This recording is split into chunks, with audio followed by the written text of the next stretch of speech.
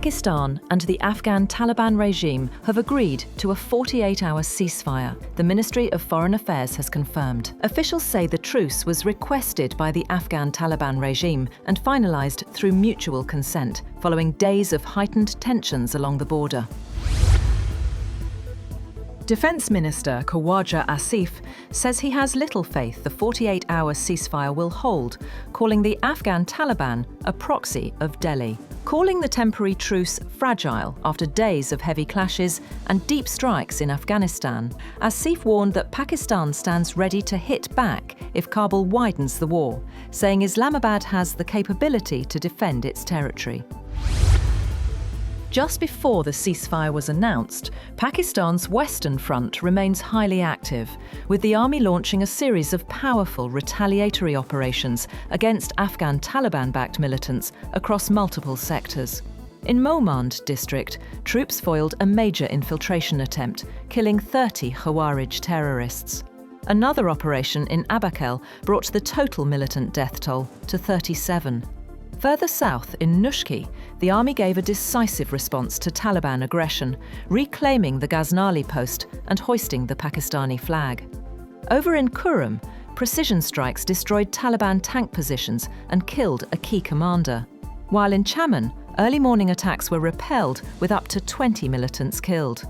Security sources say more than 200 Afghan Taliban fighters and Indian-backed militants have been killed since fresh border clashes began 4 days. The Pakistan Army remains on high alert amid the ceasefire, determined to crush every attempt at cross-border aggression.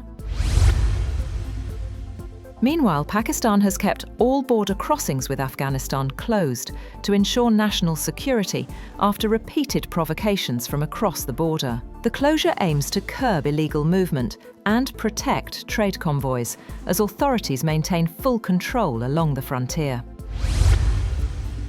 Chief of Army Staff Field Marshal Syed Asim Munir has called on President Asif Ali Zardari to discuss the country's internal and external security situation. During the meeting, Field Marshal Asim Munir briefed the President on the overall security environment, with a particular focus on the recent escalation along the Afghan border following aggressive and provocative actions by the Afghan Taliban regime.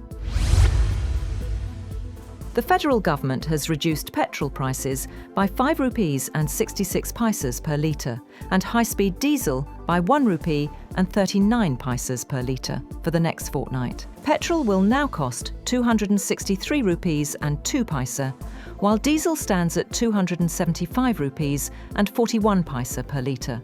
Prices of kerosene and light diesel have also been cut, with the new rates taking effect from midnight on OGRA's recommendation.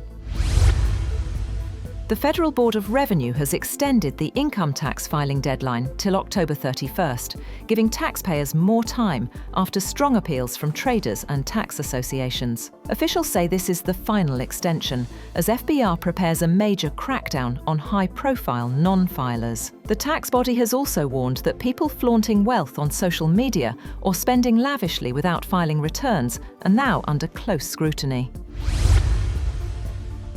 The International Monetary Fund has reached a staff-level agreement with Pakistan, paving the way for the release of $1.2 billion after approval from the fund's executive board.